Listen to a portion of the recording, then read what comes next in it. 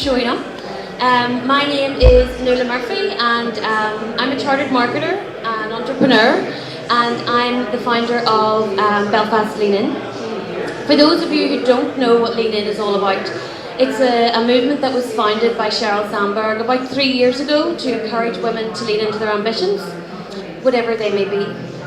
And we do this exactly in Lean In Belfast, through peer support, by organising events and training sessions every month for our members. We also have an extremely active Facebook group. It's private, and a very highly engaged Twitter following, so that we can reach as many people as possible. We know that through peer support and encouragement, we really can achieve anything. I can attribute a lot of my own personal success to being part of this very powerful, positive group where we encourage each other to be the best that we can be.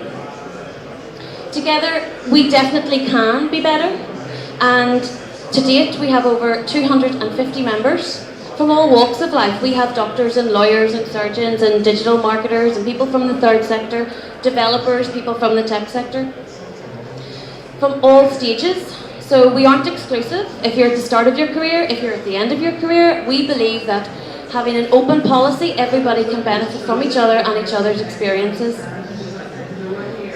We've recently achieved chartered status, which means that we're now in a position to offer other leaders in the group to start up their own circles, so we can spread this as far and wide, and I am going to commit to helping people do that. So get in touch if it's of interest.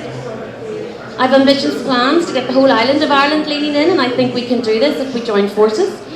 And ultimately, we want to bring Sheryl Sandberg to Belfast, not because I'm obsessed with her, but because I really do believe that we deserve to have the global leaders like we have today here in Belfast that we can learn from. I'd like to thank Digital DNA for partnering with us and offering us the platform to have such a meaningful conversation around gender equality and what really is holding us back from leadership. It's a positive conversation about strategies in order to change the future. So this isn't a negative, this is all a positive conversation for how we can change things.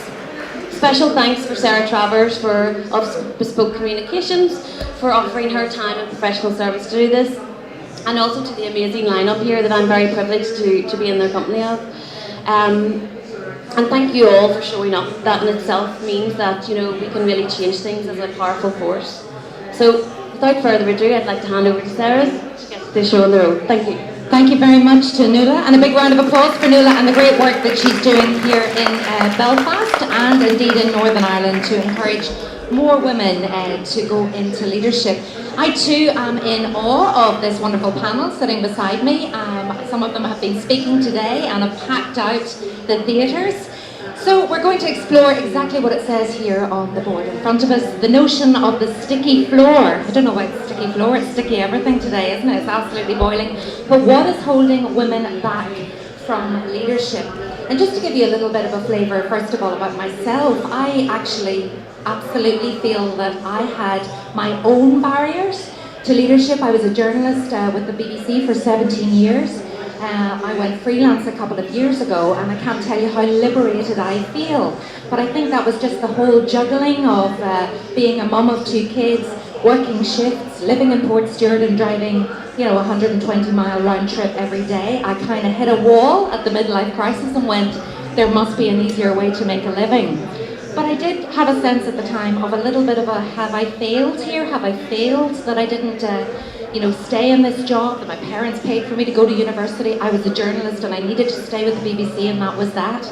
But then I realised that there's a whole other world out there, and it's just about working in a different way. I just feel absolutely empowered. I feel this last couple of years I set up a company with my business partner at the back, Camilla Long, hello, Bespoke Communications, and we currently go around trying to empower other people, male or female, to take that plunge, to maybe carry out media interviews, to overcome fears of public speaking. And I find more and more that people that you just have no idea, there are global leaders out there, there are brilliant people that you see every day, and they are held back because of a fear of public speaking or a fear of standing up, and the imposter syndrome, which I'm sure will come up today. So I just think it's empowering to know that everybody's not alone, that we all feel the same way. There are very few people who would say, I'm 100% confident doing everything that I do, but hopefully we'll hear from our panel today to learn how they perhaps overcame barriers or challenges, and we want this to be very informal. We want you to ask questions as well. So let us first of all meet our panel.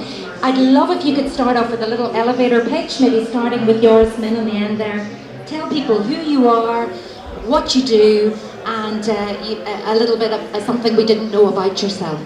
Joris. Okay, I'll just wait for the microphone. We need some microphones. Pass those along. Thank you, Sarah. My name is Joris. I am a PR man. We employ mainly women, actually. I'm one of 3 men in a business of 13 women. And one of the reasons why I'm here actually is because I sit on the board of Women in Business.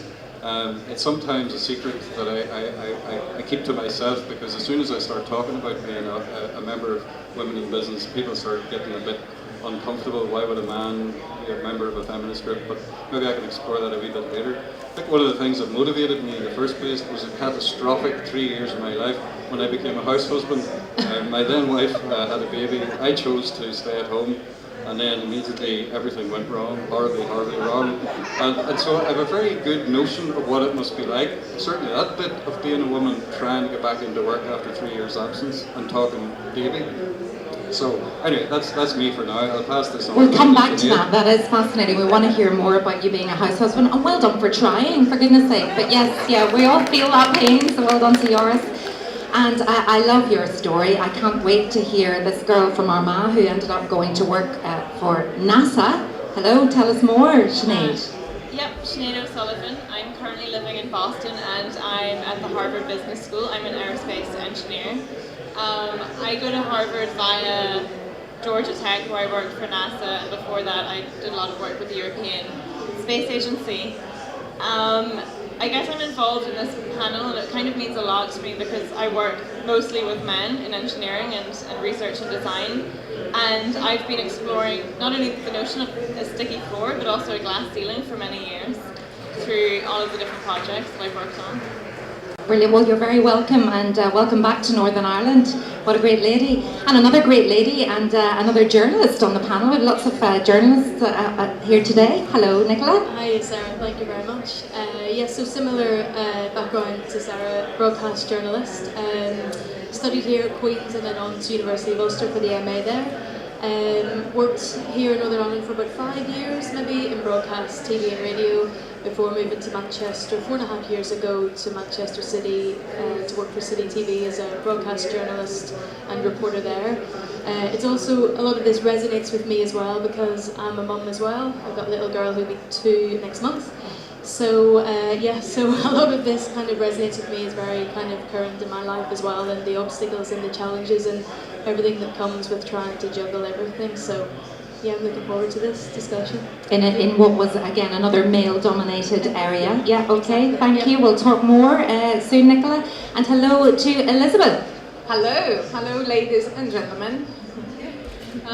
My background is in journalism. I'm a recovering journalist. I worked with Greek media. I worked with CNN and with Al Jazeera English. So my career with media has been for about 15 years. Then, as I mentioned this morning, I decided to follow my heart's calling and cross my own bridge, which was become an entrepreneur, and in fact dedicate myself into social giving and see how I could help other women get more empowered, get over the fears that all of us, no matter how successful, no matter how experienced, no matter in what industry we work in, or if we have decided to, look after our families, all of us share some fears and some insecurities in common. So I'm delighted to be here with you and hear about other women's experiences and men's. Yes, thank you very much, and you're very welcome, Elizabeth, and a big warm welcome as well to Louise, also doing great things to empower women. Welcome to you. Thank you, and thank you. All the ladies, I love standing room only. I know you didn't come to see these 2 guys on the other side of us. Seriously, I wouldn't have come to see them unless I was on the panel. No offense, fellas. Yeah, no, he hasn't talked to him. But I'm impressed. I'm the oldest on the crowd, and I'm starting to realize how old I am. And I was of the age, I wasn't of the generation that burned the bra, but because I thought burning a bra sounds like really awful.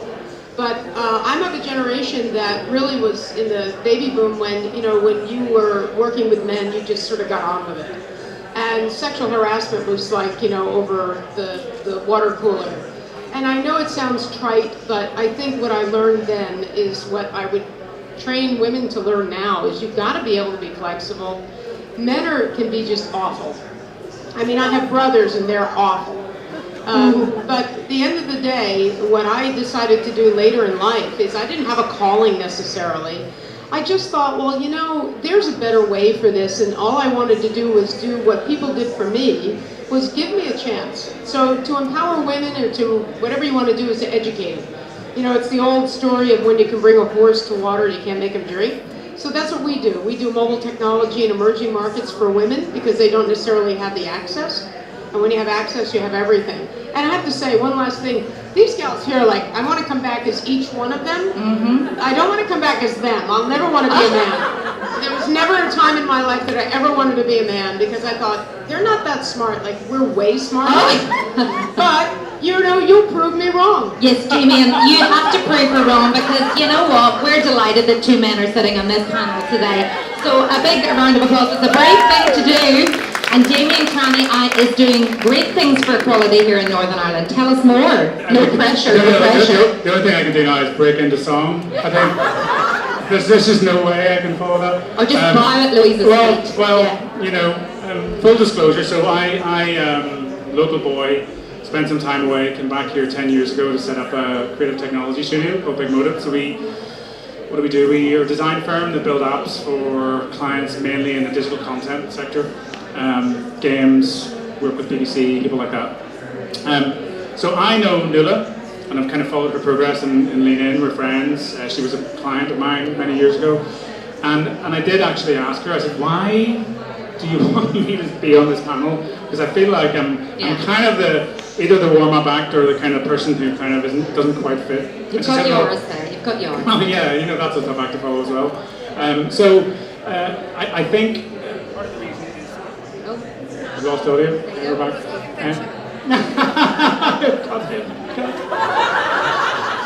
So did you? I happen to have. I'm really lucky to have women as part of our team who are some of the most highly competent and driven people actually that I've met. Never mind professionals. And then also being an entrepreneur myself, I'm also married to a female entrepreneur. Who's built a business, and both of us have really struggled with the pressure around becoming parents. So we have 3 little boys, 7, 5 and 3, and I think from that perspective I can talk from the heart about my own personal experience there. Okay, well thank you and welcome to all of our panel again. Let's just actually pick up with that, because I would say, and it's been said many a time, that having a family can be one of the biggest challenges for a woman in the workplace, and especially when it comes to taking that leap to the next level and leadership. Louise, since you said that you perhaps had more experience than the others over the years, you've seen big changes. Are you saddened though that we still need to have this conversation here today in Belfast? Oh my goodness, 100%. I remember in 1982, I was working at House Beautiful magazine, and there was a statistic. Women made 69 cents on the dollar in the U.S. per men. And I thought, oh, that's pretty crappy, you know. But then in 2014, we did an event at the United Nations, and it was 79 cents on the dollar. And I thought, wait a second, 30 years has passed. So women, I can tell you, young women to me are so empowered, they don't see certain things. You know, I'm not going to say that I forged ahead. I was the first woman in a lot of places, but I just had a job, so I didn't think about it. Second thing I'll say is that in my age, we just sort of got on with it, but women today are willing to say things. But the one thing that we both lacked, my generation, your generation, anybody's generation, is confidence. And men just think they belong, and they do. We just walk into a room, they belong, they own it. They may not show the confidence. Women show confidence, and if I could change one thing about handling it all, is the confidence. And there was a TV commercial years ago in the States called "Don't Ever Let Them See You Sweat." And I think women, if they had that, a little bit more of that, it would be good. But what age do women lose their confidence? I mean, I have 2 children myself, and my 13-year-old daughter there, she sees her, she said, "Are you talking about feminist things again today, Mum? Why don't you just treat everybody equally?" Now, she still thinks she's as good as any boy, she's just the same, she's better than any boy out there. But I worry that confidence, that she'll lose it. Maybe Elizabeth, you could pick up on that. Well, I think that confidence is number one. So, for example, when we work women from all over the world, and as you know, there are different cultures, for example, in the Middle East, and different cultures in Africa, different cultures in Europe. The common denominator for all women is confidence. And overcoming fears and becoming more secure about themselves, about the things that they can achieve in life. But there is an invisible factor which I think is very, very important. No matter where we have grown up in, what culture, whether it's more of a religious culture or political or whatever, what is extremely important is that we do not keep on our shoulders the burden of the social stigma. Yeah.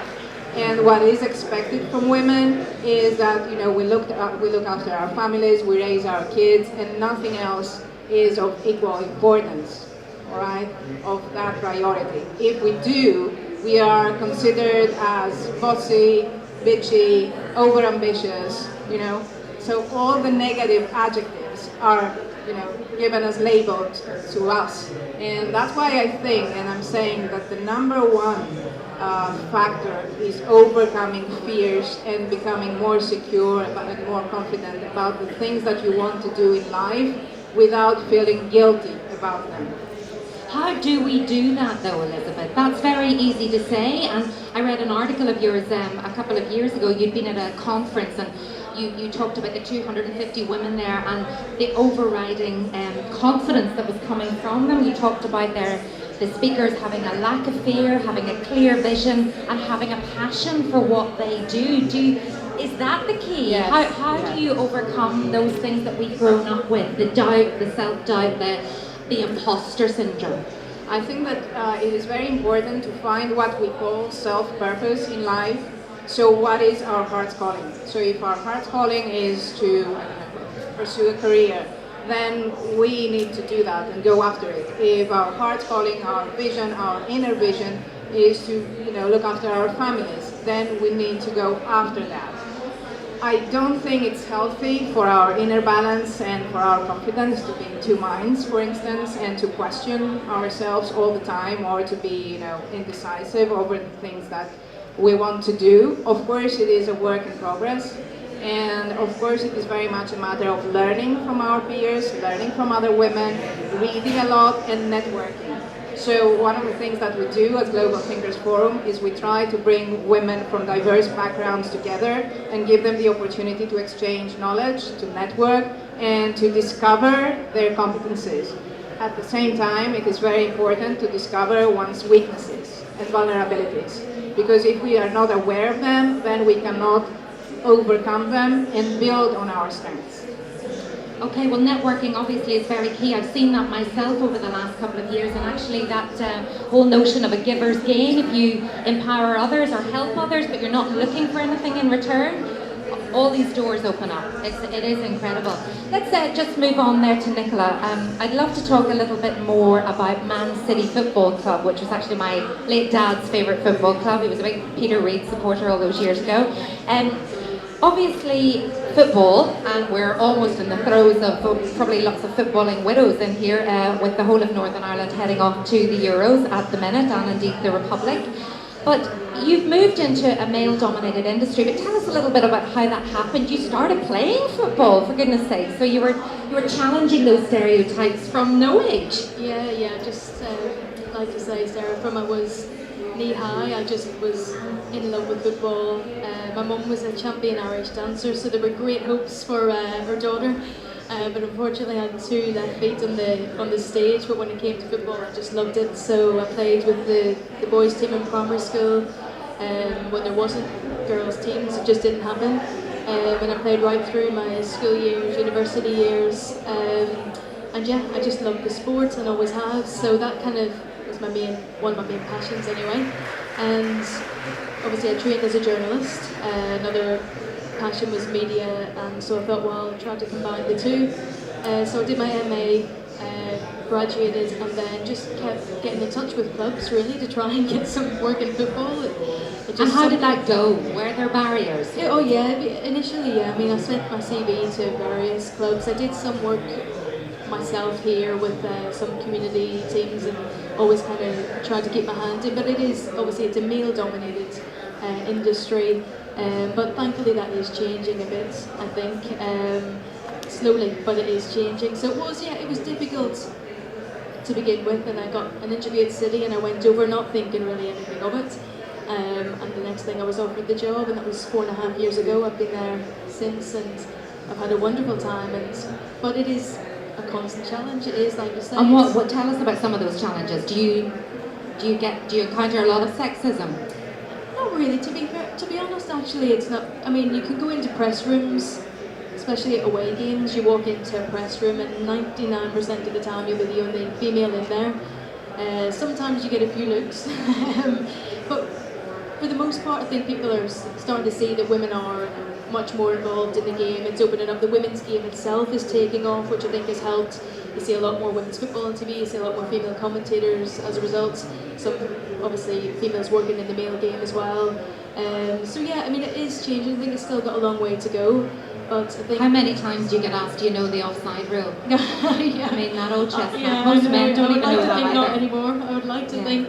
Would you encourage others here to follow that route? Yeah, absolutely. I think if it's a passion, and if it's something that you love, absolutely. I mean, it has had its challenges, but for the most part, I have to say, I haven't faced anything massively negative. We're very lucky, I think.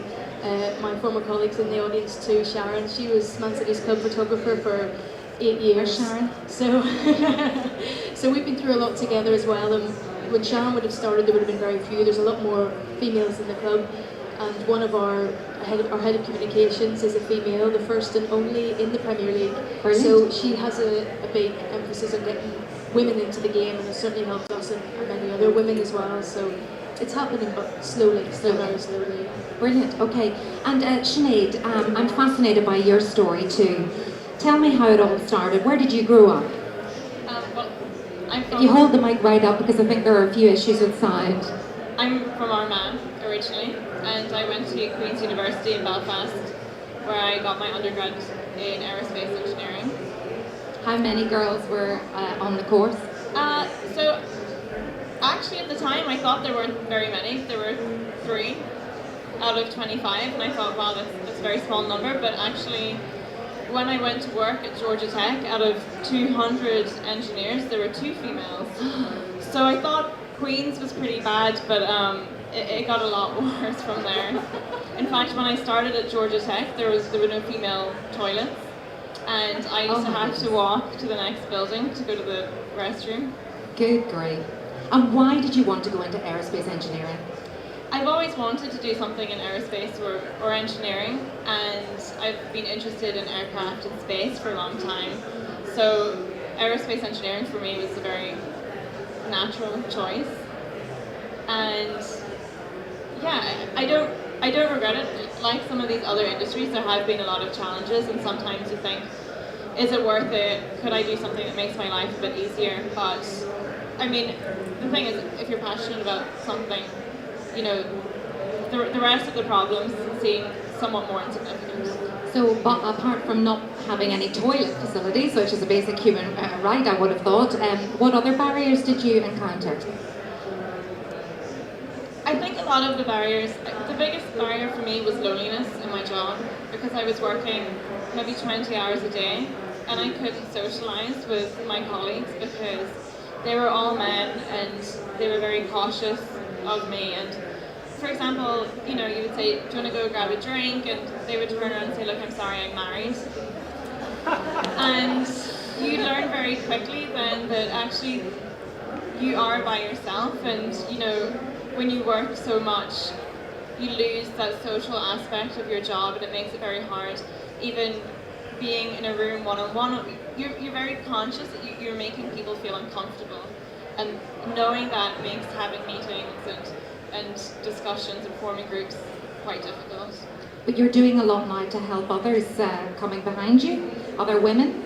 Yeah, so a lot of the stuff that I do, STEM outreach, I do promote women, but I think, you know, a lot of the stuff that I do promotes equality, and I think it's interesting because some of the outreach that I do, the women are actually coming up as much stronger candidates than the men, and sometimes it looks like I do favour women, but in fact, you know, they are stronger than their male counterparts at a younger age.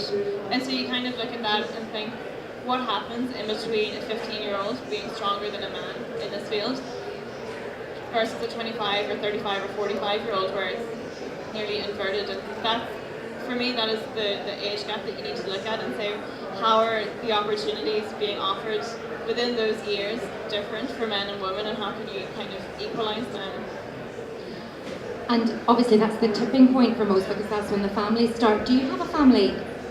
No. Single, do you no see? children. Do you worry about that in the future? How if you've no time to socialise, you know, how's it going to happen? How could you do your job, or what way do you see the future for you? Well, interestingly, I left my last job because I was burnt out, and it became very quickly apparent why there were no other women doing my job, because there's no way that you could work 20 hours a day and have 2 children, and there's just no way that you could start a family in that environment, and it's too competitive to try to publish the same number of papers as your male counterparts.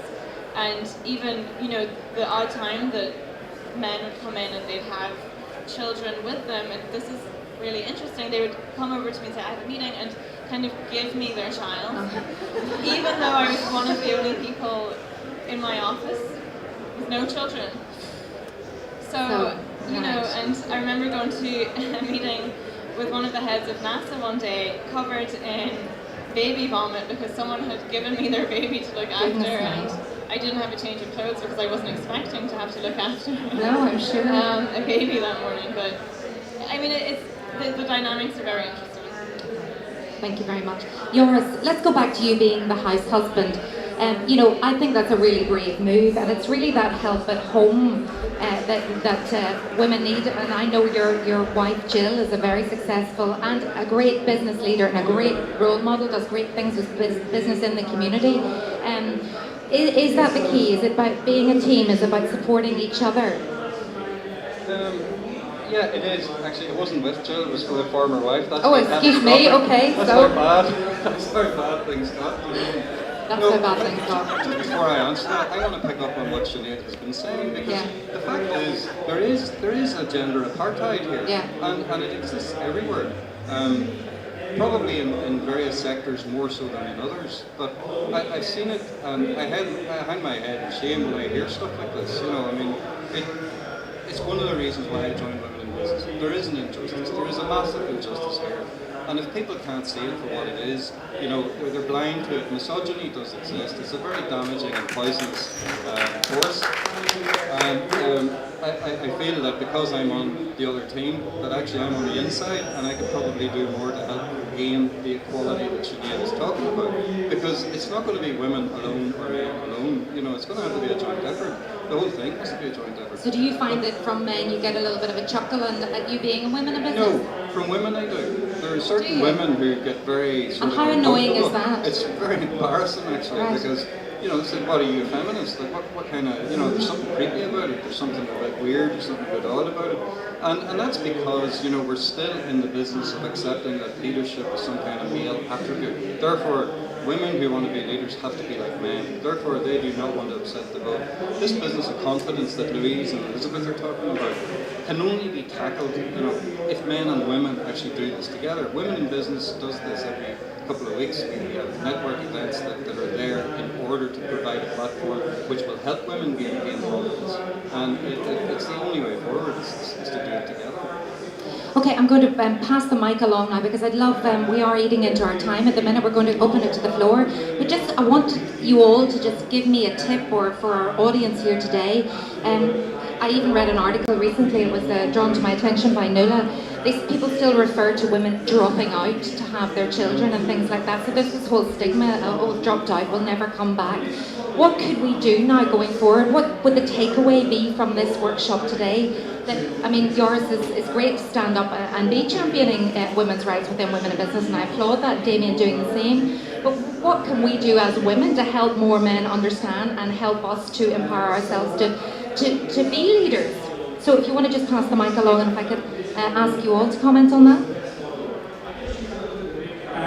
Well, obviously I can't speak from being a woman because I'm not one, in case you hadn't noticed. But I can say from the perspective of hiring. I mean, we exist in the creative digital space, and I increasingly, and this isn't always the way. I mean, there has almost kind of been a socio-economic or a cultural pull from professions like software engineering, product design, UX, tends to attract more males historically. That is definitely changing because of media, because of culture, and groups like Women Who Code. So that's really encouraging. Increasingly, we see really, really strong female candidates coming for roles.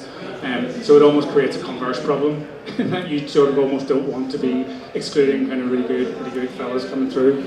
The other thing I would say is from a hiring perspective, my wife Natalie, who's also an entrepreneur and a mum, definitely kind of exposed to the sort of gender bias, but there's a sort of a generational bias also, I think, in that she felt real peer pressure, and pressure, particularly around kind of maternity leave, is a real kind of pressure point. You know, being seen to take too much time off, or what's the right amount of time, or actually, if I go back to work too soon, how is that going to be seen by my peers? Am I a good mother? So all of that stuff. So I think, from my perspective, it's really about partnership. I'm pretty neutral on all of this. I'm not going to pretend that I don't see that it exists, but I'm very neutral. So what about flexible working? Is that environment, that's a good environment to be in for a woman, because presumably you know what work you have to do. If you do it at 8 o'clock, 9 o'clock at night, that's okay. We absolutely kind of manage the output. You know, we believe in autonomy, everyone on our team. I think that we've hired people because of their entrepreneurship qualities. So it's going beyond autonomy. It's about kind of hiring the best people. And I think, we had an incident recently where, you know, one of the team was just under pressure and really didn't know, I guess, to come forward and that they could have a team. So we've restructured. They're on a 30-hour week, much more flexible, and it works. Yeah, and I mean, to be fair, she probably works even harder, actually. So but it's good to hear. Were there many people in the audience? Would they feel that what Damian mentioned there about the maternity leave? You know, should I go back soon because that would show willing, but does it look bad to other women that I don't want to be with my baby? Does anybody? I see a lot of heads nodding, but flexible working really would help so much. I know I was talking to somebody in the front row there who was saying it was her child's sports day this morning. Now she feels that she has to be at the sports day. Her husband didn't know it was the sports day. If she told him that he had to go to the sports day, he would go, but he's not sitting thinking, I've got to go to the sports day. How am I going to juggle all of this? So, you know, flexible working really would allow you to go to the sports day and the Christmas play and stop feeling guilty. I have 3 boys, I don't have an option, I have to be at sports day. You're constantly at sports day, but mobile technology, you can do your work on the move. Simple tools. Yeah. Louise, what tips could we take away from this today? Yeah, I mean, I think I've managed hundreds of people over the years. I've employed hundreds of people. And back in the day, you only had to give by government standards, 4 weeks. And I thought, well, that's crazy. So way back when, being a woman employer with a lot of women, they get pregnant, they have kids, they have stuff, and they never, they show up. So what I learned to do a long time ago is just give women what they need. So flex time, we were relatively small businesses over the years, but I've had hundreds of people. And you just have to, it's a cultural thing. You have to mandate it in a company, and you as a woman have to demand it. And I remember the first time a woman asked me, and I thought, oh, yes, kid, that takes time, right? Yes. You can't come back. You never thought, oh my goodness, see, employing women, this is a real nightmare. Because I've heard that said. I'll tell you what we've done, because today things are easier with remote. And if you get women, I found women are always unbelievably productive, particularly married women who have kids are the most productive I've ever met, because they have to manage time much better. And there's no question about it. They may be a knucklehead in some areas of their life, but they are great at managing time. So it's a cultural thing, and if you're an employer, or you have an employer, you need to demand that, because that is life. That's life. Life doesn't stop because you have a job and the kid goes to football camp. That's life. So employers have to recognize that. Brilliant. Okay, Elizabeth? Well, some quick statistics here. You have kids? How many? Three. You have kids? No, 0. I have kids? 0. 1. 0. 3. What does that tell you? What does that tell you? That we need, number 1, supportive husbands and fathers. We need to ask them to support us. We need to be supported by other women. And that is extremely important, because very often it is other women who create barriers for us. So with me, I mean, I have been trying to engage and involve and employ women by something like 80% of our staff. I have to say that as an employer, I had to make a lot of compromise in order to support them and keep them on the job, keep them as part of the team. And that is because every now and then, of course, there's a pregnancy here, which is amazing news. There is, some sort of a crisis in the family, and it's the young mother or the wife that has to deal with that. So it is incredibly important to have supportive husbands and to have supportive friends, supportive employers, supportive co-workers. I just want to make one very important point. Again, I don't know how many of your employers, but I remember the first time I realized that I was responsible for livelihoods. So people that worked for me supported a household. It wasn't that I was, hiring the one guy or the one gal. It was a whole ecosystem of people, okay? It's like when you get married, you have in-laws. All of a sudden, they all show up, okay? So even though there's one person every day, there's like a bazillion of them that get in your life. And I think you just have to realize that you support livelihoods. And, paying the unemployment tax, paying all of that. I mean, I'm super passionate about that because I didn't have kids. So I did work the 20-hour days, the 24-hour days. I was on an airplane. But at the end of the day, if you're human, you have to do that. But I really say this to you as an employee. Ask for it. It's life. I mean, life doesn't change and doesn't stop. And, you guys Irish, you have to have more kids. Come on. So don't give up, ask, because if you don't ask, you don't get. That's very, very true. Kids. Yeah, Nicola, so you're a young mom. You've just got your first one is 2.5? 2 next month. Oh, 2. 2 next month, yeah. So everything changed. Oh yeah, completely. And I think I was probably like every mum a little bit naive about how much. And my career has obviously been a massive part of my life, still is of course. But I don't think I realised just how much things would change and just how much of an effect that would have on everything, especially in such a forward-facing role like Sarah, that you're on camera, you're... All the grooming and the hair doing and everything, yes. Exactly. Just all of that, I mean, it was a massive... I struggled massively, going back to work, just being honest, I struggled massively. How do you feel now? It's still, don't get me, it's still challenging. I wouldn't say 100% there. I don't know if that's even a thing, being 100% there, but it's still a challenge. And it's would you go part-time? Could you? Yeah, I mean, I think there's 2 things I would say. When I went back, I felt like I would love to talk about this. I would love someone to speak to me, because I felt like I was going from being a mum, full-time mum, breastfeeding, all that comes with that, to going into work and being like, back to being Nicola on the TV with all the men going, oh, she's looking lovely today. Yeah, I don't know about that. Yeah, I've seen all the posts. But so there was that kind of transition, and I felt, I would love someone to ask me, like, how are you? Like, really, how are you? But I felt equally that I couldn't, that I didn't want to be like... Talking about your baby all the time? Yeah, I felt like, well, no, I've got to be professional. So it was this kind of, limbo, like I want to really talk about it. I would love it if someone just spoke to me. Or a mentor scheme, if you could actually introduce a mentor scheme, and then you could help others coming behind you. That's it, exactly. It's just someone to take 5 minutes or 10 minutes out of your day, sit you down and say, are you okay? Just so you can get it off your chest. Yeah. That would make all the difference between staying and giving up. If workplaces had someone who, when women return, it's such a massive, massive thing, and just to help ease that transition, just to communicate it, that would be, I think, brilliant.